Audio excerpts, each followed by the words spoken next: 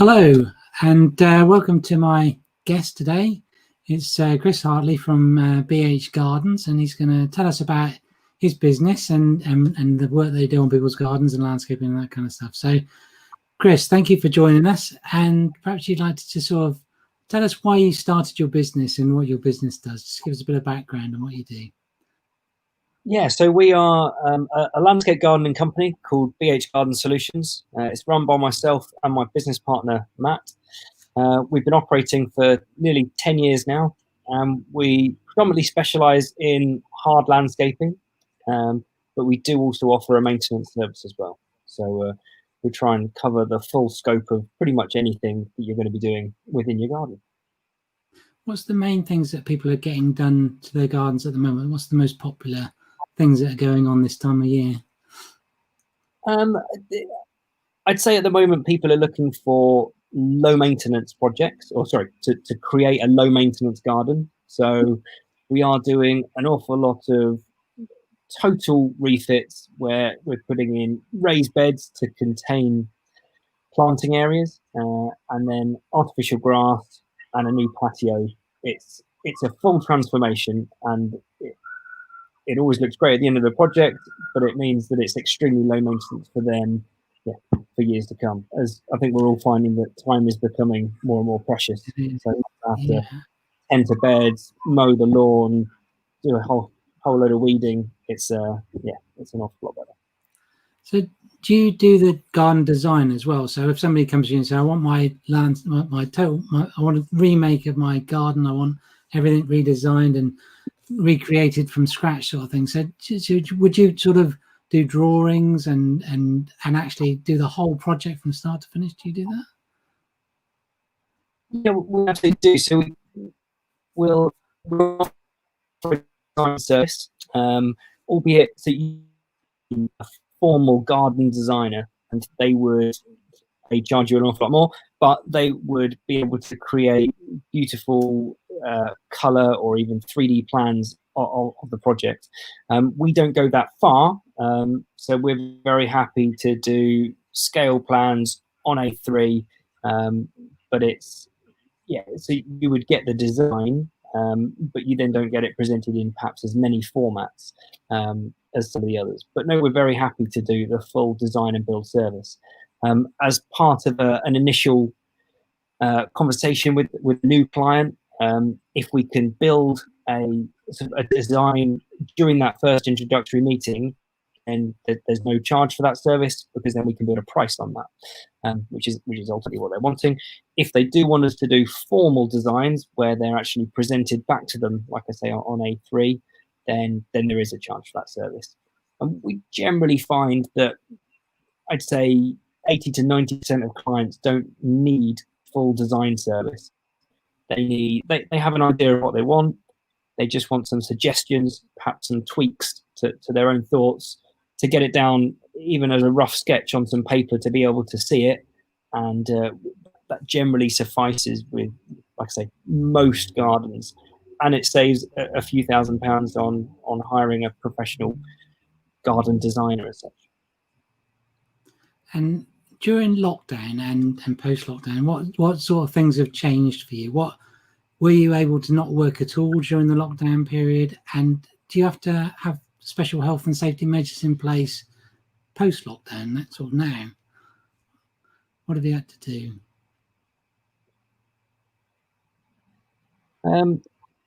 Forgive me, you broke up ever so slightly at the start of that. But I was just asking about lockdown and the new sort of things you need to do to be able to cope under the new rules and things like that we have.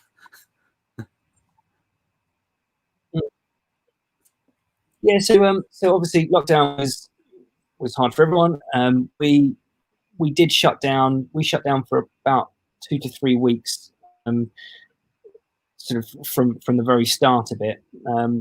Being a limited company, we quite quickly realised that myself and my business partner weren't going to get any financial support. We were lucky enough that we had the luxury of working outside. We couldn't work from home, so therefore we considered it legitimate and legal, so to speak, to be able to go back out to work. So with our teams furloughed, myself and Matt, we went out and completed some jobs. We were fortunate enough to have a nice project local in Christchurch where we were actually building a jetty down on a river in a holiday home. So it felt like the best place we could possibly be. We were totally secluded. And then we did that piecemeal 3 days a week for about another 3 weeks. So 6 weeks after lockdown, then that takes us to, we were then starting to bring a few of the guys back. And I'd say probably 2 months sort of from the start of it, we were back up to full capacity with 3 teams running and the maintenance team going as well. I think challenges post lockdown, I think our biggest challenge is deliveries. So materials have been harder to come by. I think the whole construction industry has started up and kind of gone a bit crazy. All the deliveries from merchants are they're generally sort of 2-week waits, although that is starting to come down now. Plus, and that's if the materials are available. And that makes things quite hard for us, where our projects range from, say, 3 or 4 days to 7-8 week projects. I'd say that we generally have maybe one larger project on the go at any one time, and then a series of smaller ones for the other 2 teams. And the nature of smaller projects, it might be 3 days, it might turn into 4 days for weather or any other factor. And that then means that if I've got to book a delivery 2 weeks in advance, it's very hard to know that whether I'll even be on that job or at what stage of a project I'll be at 2 weeks before I get there. So that's proved rather tricky from a logistical point of view. Has it been difficult with plants and things like that as well? So not just sort of building materials, but also the sort of, I imagine that garden centres maybe even have a surplus of plants, do they? Or from some of the things that's in on the news, I don't know. Are they easier to come by, plants? I have to say, I mean, we don't generally use garden centres as such. So we use a company called Plants for Trade. They're based at the airport. And I haven't really found any stock-related issues, to be honest. I think they may well have had a decent stock prior to lockdown. Obviously not sold as much. Annuals, perennials, that's slightly trickier, obviously, to keep hold of. You want a continual turnover. But they're more shrub based, being more for trade. And I think whether or not they had interruptions in their flow of stock, perhaps so, but yeah, we haven't noticed any problems. Yeah, well, that's good. So what are the latest trends in garden? I know obviously we talked that maintenance is down, and obviously I'm going to have some artificial grass put in soon. So that's is that very popular now? Is lots of people doing that, the artificial grass? I think like we touched on earlier, artificial grass is becoming an increasingly popular product. I think people still have apprehensions about it looking like a butcher's shop window, like perhaps all artificial grass did maybe 10, 12 years ago. But there's been huge advances now. Most of them are 3 or 4 colours with a sort of a brownie grain to it as well. So it's looking more and more realistic. The piles have got longer. So again, it's feeling more realistic, nicer underfoot. And the beauty of it is there's no mowing, no mud, no mess. That's definitely a big advantage. And it doesn't lose its colour and go all patchy like normal grass does, which is a bit of an issue for me. We only have to go back a week or so to the prolonged period of the hot weather, and yeah, most lawns, including my own, was looking pretty patchy at best. So the artificial grass certainly is becoming more and more popular, and I think we probably do thousands of square meters a year of it now. And it's, with its popularity, it's coming down in price.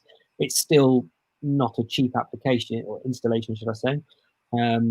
There's obviously an extensive dig out, the materials underneath the grass, but it is, the product itself is getting less and cheaper. That's good.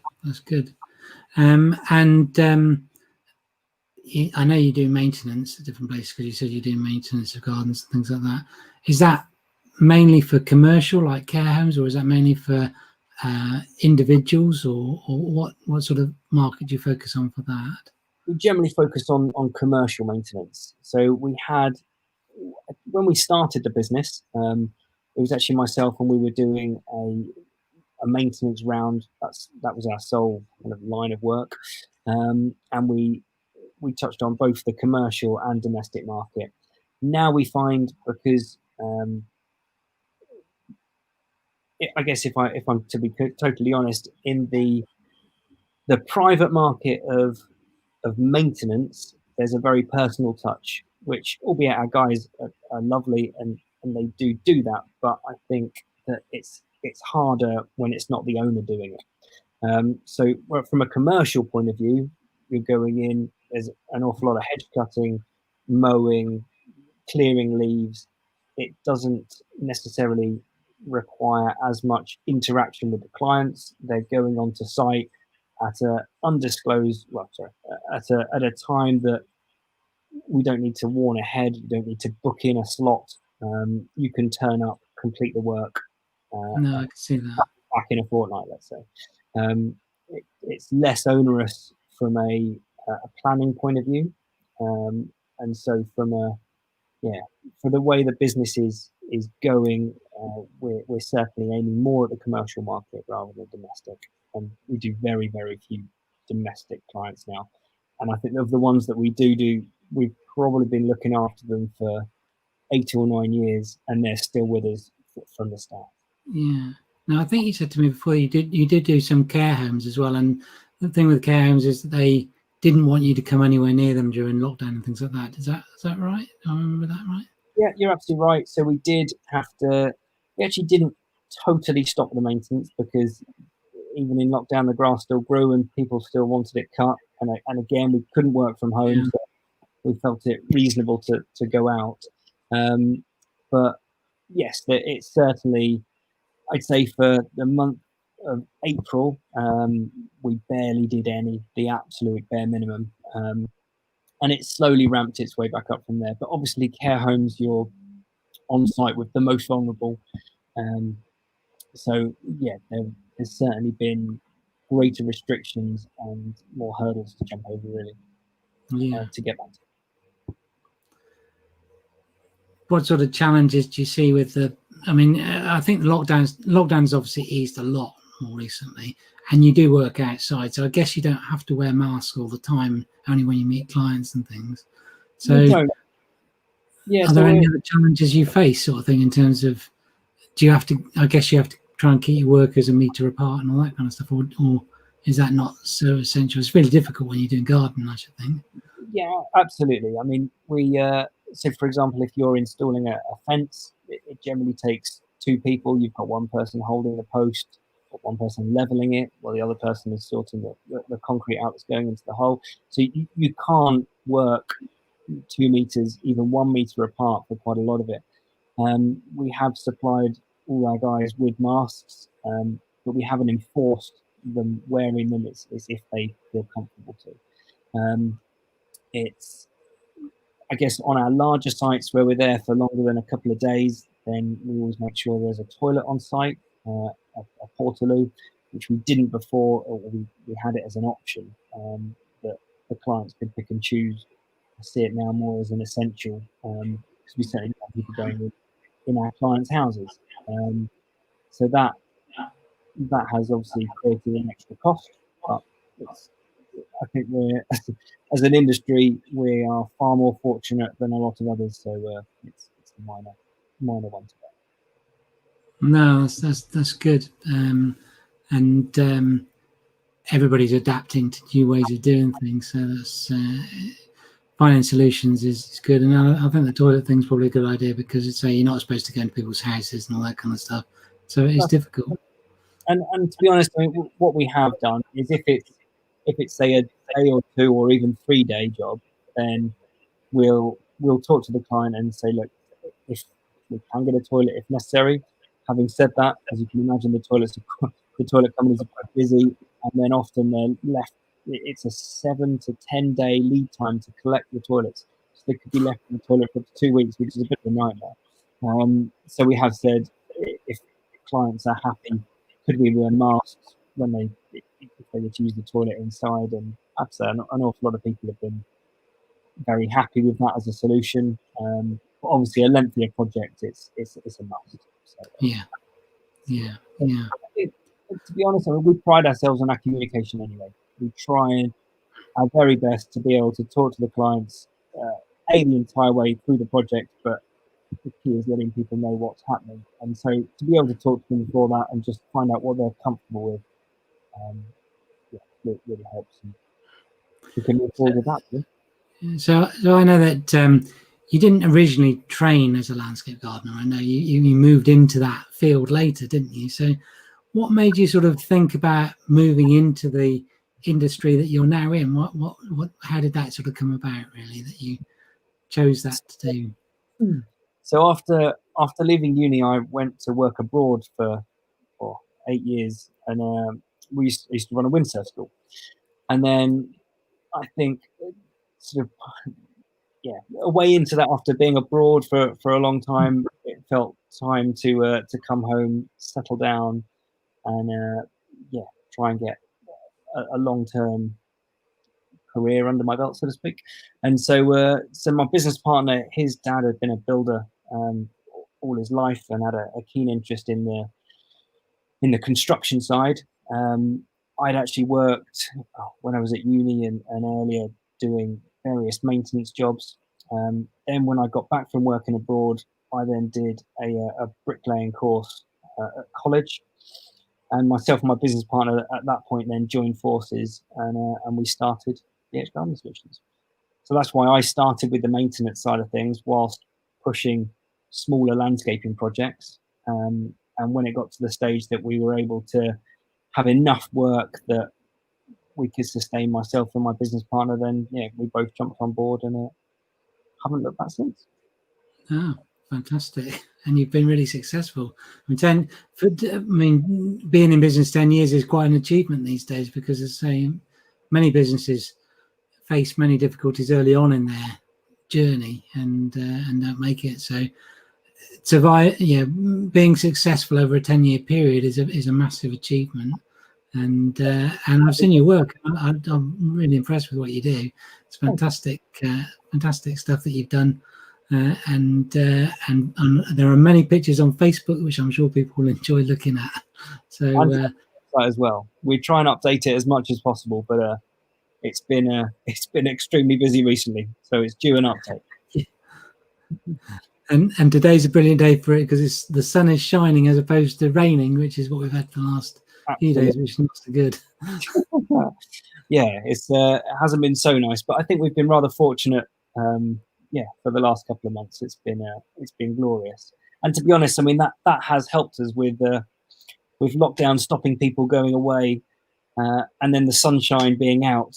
Everyone has been looking at their gardens, and gardens have never been so precious, I don't think. So no, it's very important to a lot of people, because if you are spending a lot more time at home, it's much nicer to look out on a well-kept garden rather than a jungle or whatever might be out there.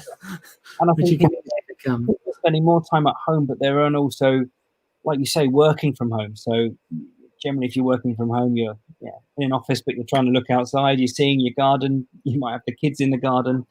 It's certainly an important space. It's a bolt onto the home. It's certainly worth having a lovely one, obviously. Yeah, definitely. Okay, well, it's been great to talk to you, Chris, and I really appreciate you coming on to do this with me. And I think that your contact details are at the bottom of the page and have been for a while. So we're going to draw it to a close today. Thank you very much for joining us, Chris. Fantastic. Thank you very much for the invite, and I shall no doubt speak to you soon. Okay, fantastic.